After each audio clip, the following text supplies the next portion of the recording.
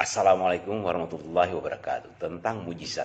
Jika mujizat adalah barometer ketuhanan Yesus, berarti para pendahulunya yang juga melakukan mujizat yang luar biasa bahkan melebihi dari Yesus, dan iblis yang juga bisa bermujizat secara sempurna melampaui manusia adalah kandidat terduga Tuhan. Sekerdil inikah kita mendefinisikan Tuhan?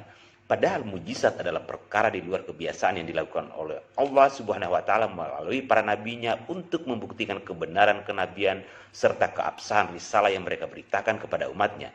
Pertanyaannya adalah, kenapa di era jahiliyah para nabi dan rasul difasilitasi kemampuan bermujizat jika iblis sekalipun mampu melakukannya? Karena manusia di zaman itu belum mampu berpikir dan memaknai realitas secara logis, realistis, dan ilmiah.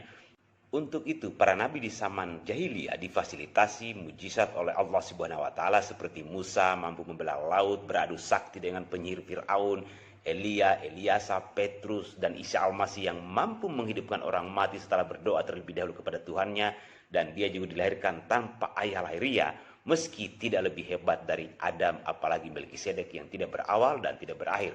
Tujuannya untuk mengadaptasi kebodohan umat manusia saat itu yang hanya percaya kenabian dan definisi kebenaran dari aspek mujizat, dan wajib mengalahkan mujizat para penyihir serta para peramal yang kerap dikultuskan dan dianggap sebagai penyampai pesan dari langit. Karenanya pelangi sekalipun saat itu kerap dimaknai sebagai titian para dewa. Sebab jika para nabi saat itu berbicara logika dan ilmiah, mereka akan dianggap penyesat dan kemasukan setan atau roh jahat, seperti ketika gereja menganggap Galileo dan Bruno sesat hanya karena keilmuan mereka tidak sesuai dengan kata Alkitab. Alhasil Bruno dibakar hidup-hidup di tiang salib di depan Vatikan karena kecerdasannya. Apalagi sekte-sekte di zaman itu didominasi ajaran setan akibat kebodohan manusia, sehingga iblis mudah menipu mereka. Ketika peradaban manusia telah memasuki transisi dari era jahiliyah ke modern, maka diutuslah nabi penyempurna risalahnya yang mengajarkan tentang bagaimana berilmu dan beragama secara seimbang. Karenanya perintah Allah Subhanahu wa taala pertama kepada Rasulullah sallallahu alaihi wasallam adalah bacalah. Dan membaca dalam arti yang luas adalah mekanisme pembelajaran ilmu pengetahuan. Baca realitas, baca tanda-tanda alam, dan baca semua pengetahuan yang tersuguh di dunia ini. Dan terbukti sejak Rasulullah SAW, era mujizat pun ditinggalkan, sebab mustahil peradaban dibangun dengan mujizat melainkan dengan ilmu. Semustahil seseorang membangun ekonomi, politik, dan peradaban dengan mujizat. Karena alasan itulah banyak sekali mujizat Rasulullah SAW yang beliau tunjukkan ketika itu, tetapi tidak boleh dijadikan sebagai rujukan pembenaran risalahnya. Padahal banyak kisah mujizat Rasulullah SAW ketika itu, seperti mengobati sahabatnya yang sakit, daging kambing yang memberitahunya jika telah diracun, hingga beliau selamat sementara sahabatnya wafat saat itu juga, memberi makan puluhan sahabat dengan seekor kambing kecil, dan cukup menghidupkan orang mati, tetapi beliau melarang umatnya untuk menjadikan sebagai rujukan kebenaran risalahnya. Karena Islam mengajarkan cara memanusia yang realistis, logis, dan cerdas, bukan menjadi penghayal dan pemuja dunia supranatural yang juga adalah dimensi iblis. Bahkan ketika putra kecilnya wafat, terjadi gerhana matahari, dan umatnya mengatakan bahwa langit telah turut berduka cita atas kematian anak Nabi Shallallahu Alaihi Wasallam. Dan jika Nabi yang saat itu tidak rasional, tentu dia akan mengiyakan. Tetapi beliau justru mengatakan bahwa jangan pernah menghubungkan antara kejadian fenomena alam dengan kematian seseorang. Untuk itu, ketika Yahudi menantangnya bermujizat, Nabi Shallallahu Alaihi Wasallam hanya mengatakan bahwa sekalipun aku mampu meletakkan bulan dan matahari di tanganmu, engkau tetap akan ingkar. Kenapa? Karena beliau tahu bahwa kurang apa mujizat Musa dan Isa Al-Masih serta para pendahulunya, tetapi mereka tetap saja ingkar. Sungguh orang ini adalah contoh manusia paling realistis dan manusia terbaik. Faktanya dunia supranatural adalah juga alam para iblis, sehingga apabila manusia bermain pada dimensi itu akan mudah ditipu oleh iblis, sebab iblis mampu bermujizat melebihi manusia. Lihat contohnya sekarang ini, banyak sekali gereja-gereja dari berbagai denominasi yang mempertontonkan mujizat palsu dan sihir. Alhasil jemaatnya kerap tampak kesurupan, kehilangan kesadaran, dan menjadi seperti setan. Inikah tujuan manusia beragama?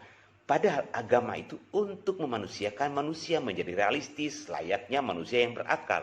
Sungguh sekte ini telah jauh tersesat.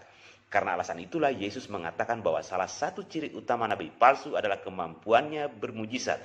Beliau tidak mengatakan bahwa ciri nabi palsu itu adalah kemampuannya membuat rumus algoritma, rumus kimia, dan juga mengarang kitab yang selalu terbukti kebenarannya, mampu dihafal oleh umat manusia dari zaman ke zaman dan kaum ke kaum. Kenapa Yesus mengatakan itu kepada umatnya, sementara di saat yang sama dia sendiri bermujizat? Karena Yesus tahu jika setelah dirinya manusia akan beranjak dari era jahiliyah di mana mujizat akan ditinggalkan setelah sang penolong yang lain dibumikannya. Sebab ketika manusia telah berpikir realistis, logis, dan ilmiah tentang agama dan semua hal di kehidupan ini, iblis tidak akan bisa menipu manusia selaku makhluk sosial yang berakal. Misalnya, seseorang yang terjaga kesadaran kemanusiaannya tidak akan percaya ketika iblis menggodanya, umpamanya mengatakan, "Hei manusia, percayalah bahwa 1 tambah 1 tambah 1 sama dengan 1. Mustahil, kecuali mereka yang telah mengangkangi fitrah kemanusiaannya. Karenanya di era modernitas saat ini, mujizat kerap diidentikan dengan ilmu sihir, sulap, pesugihan, dan dukun. Sebab mujizat tidak akan mampu memperbaiki akhlak manusia, membuat umat menjadi kritis dan cerdas, tidak akan membuat umatnya berhenti minum alkohol, berzina, membunuh, berlaku jahat, dan taat kepada Tuhan sebagai tujuan utama beragama, selain hanya menciptakan manusia-manusia penghayal yang tidak realistis. Faktanya, mujizat Yesus seperti umpamanya dalam mengobati berbagai penyakit. Dukun dan dokter sekalipun mampu melakukannya saat ini. Bahkan dunia medis modern saat ini telah mampu mencangkok organ tubuh manusia, dan Yesus belum tentu mampu melakukannya. Dan bahkan manusia yang bangkit dari kematian telah berjumlah ribuan.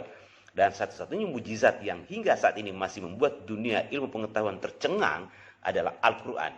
Bayangkan, kitab ini terdiri dari 114 surat dan 6.666 ayat, tetapi mampu dihafal oleh umat manusia dari segala usia, zaman, dan bangsa. Dan semua informasi di dalamnya terbukti selalu valid, bahkan mendahului zaman. Para ilmuwan heran dengan kitab yang hanya dituturkan oleh seorang yang bahkan tidak dapat membaca dan menulis, tetapi mampu menjawab tantangan zaman. Sementara Alkitab yang konon katanya ditulis oleh 40 lebih orang manusia pilihan, tetapi selalu gagal validitas meski telah direvisi dari waktu ke waktu. Faktanya, mujizat dan kematian Yesus secara tragis di kayu salib tidak membuat umatnya menjadi cerdas, realistis, berhenti maksiat, munafik, membunuh, berzina, memfitnah, dan melakukan berbagai hal yang brutal dan tidak berperi kemanusiaan. Berbeda dengan mujizat Muhammad SAW yang terbukti bekerja efektif di dalam kehidupan umatnya. Nabi SAW hanya perlu mengatakan jangan bermaksiat, jangan membunuh, jangan berzina, jangan memfitnah, jangan menyembah berhala, jangan berdusta, jangan minum alkohol, jangan makan babi, taatlah beribadah, bergunalah bagi sesamamu dan peradaban ini, dan sebagainya. Maka umat penaat setianya akan tunduk dan patuh atas perintahnya. Muhammad SAW juga mampu membangkitkan kematian rohani umat jahiliyah saat itu yang musyrik dan sesat seperti para penyembah manusia terduga Tuhan, dewa-dewi dalam bentuk patung, serta menyembuhkan berbagai penyakit sosial anak cucu Adam.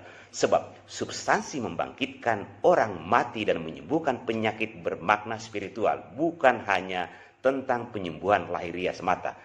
Penalaran ini saya pastikan tidak akan mampu dimaknai dengan baik dan benar oleh umat kekristenan, sebab domba dan gembala terlalu domba untuk berpikir sehat layaknya makhluk sosial yang berakal. Padahal akal adalah salah satu alasan utama kenapa kura-kura dan kerbau tidak diberi kitab dan agama. Salam bagi yang berpikir. Wabillahi taufiq wa hidayah. Wassalamualaikum warahmatullahi wabarakatuh.